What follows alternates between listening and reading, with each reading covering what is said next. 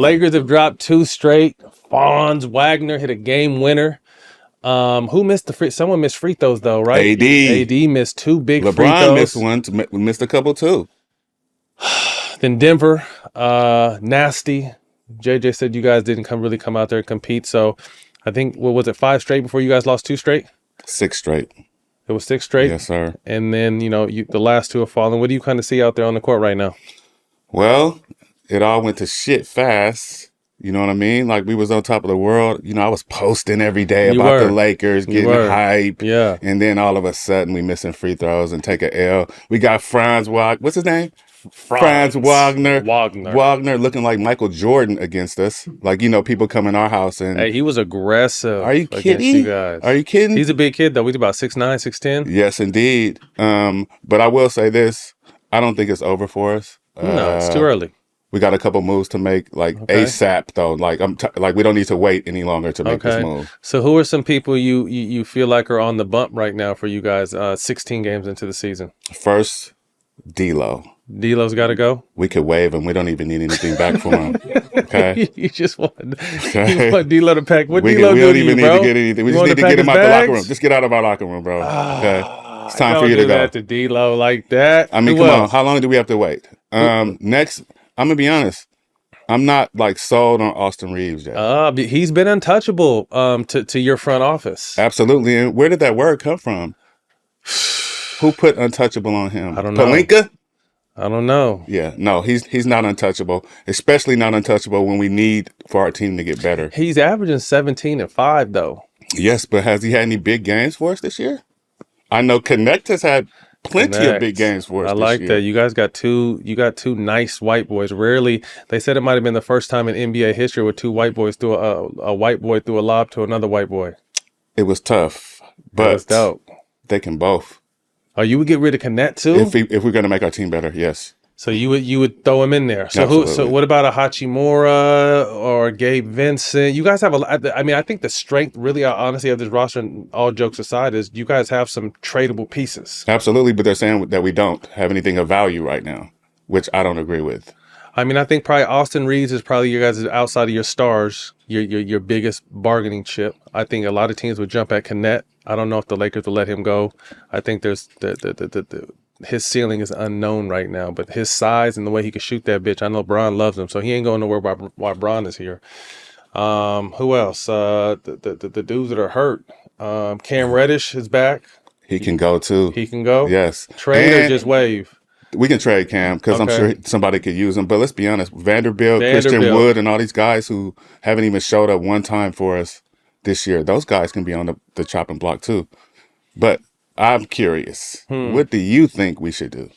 I definitely think you and Golden State are 2 teams I look at that have great pieces for trades. And if we really wanted, and I say this with all due respect because Golden State is 1 in the West right now, I still feel like they're a piece away from trying to get Steph that 5th. There's a lot of talk right now, and Steph even said, "I'm only in this shit now for rings. I'm tired. You know what I mean? My body weary."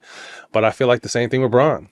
You know what I mean? And what does it do to my question? Does it do anything to Bron's legacy if Steph grabs 1 more before while Bron is still here?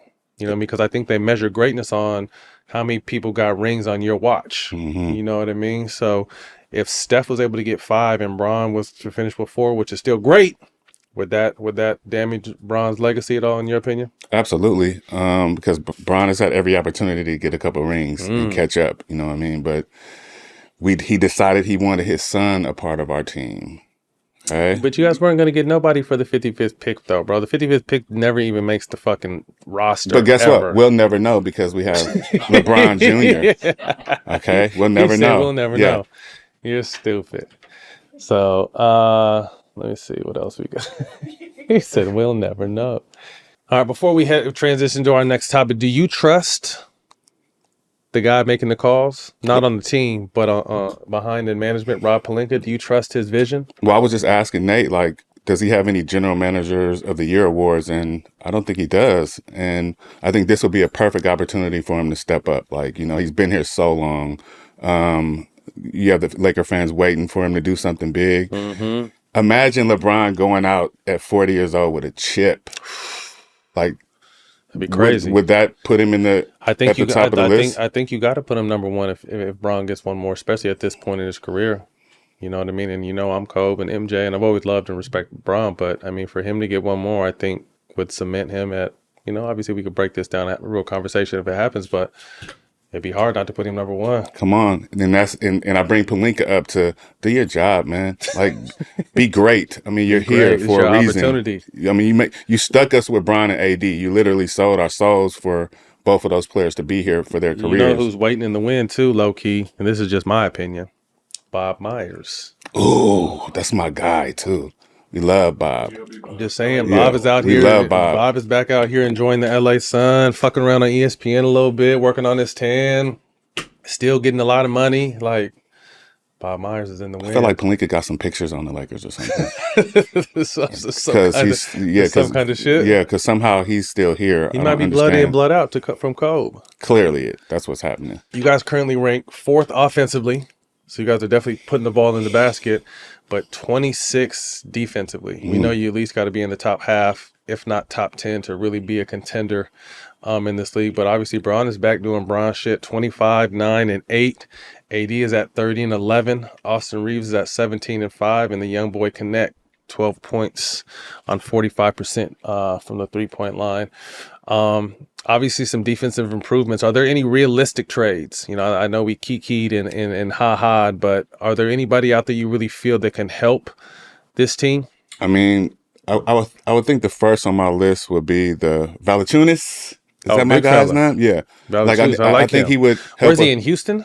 No. Wizards. Washington. And, okay, Steven Adams is in Houston, right? Yes, sir. Yeah, those are two bigs right there. So we know we need a big. We definitely need another scorer. And then we need a perimeter defender. What would a Jimmy Butler do? Because I think he checks 2 of those boxes. Absolutely. I would love that. If Jimmy came here, we'd have to give up a lot to get him, I'm guessing.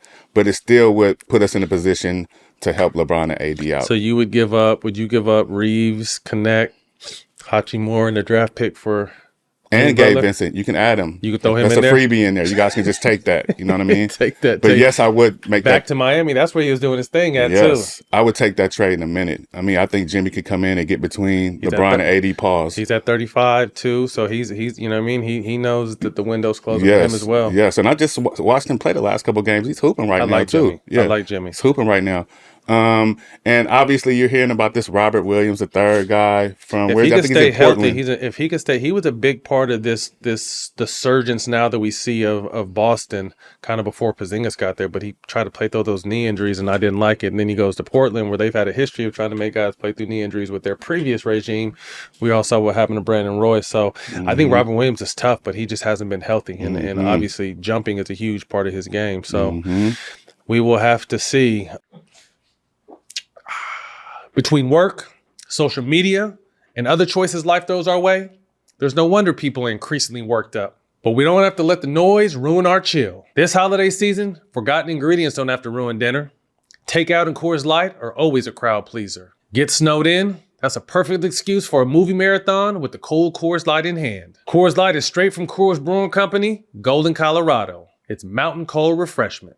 Coors Light is a perfect complement to all of your holiday events. It doesn't matter if you're chilling with the family or at a holiday party. Coors Light Mountain Cold Refreshment has you covered. So when the mountains turn blue, you know your beer's as cold as the Rockies. And you know Coors Light is always cold lagered, cold filtered, and cold packaged for a smoother taste. So what's stopping you from being like us? So choose chill this holiday season and reach for a cold Coors Light. To get Coors Light delivered straight to your door, visit CoorsLight.com/smoke. Or you can get Coors Light pretty much anywhere beer is sold. Always celebrate responsibly.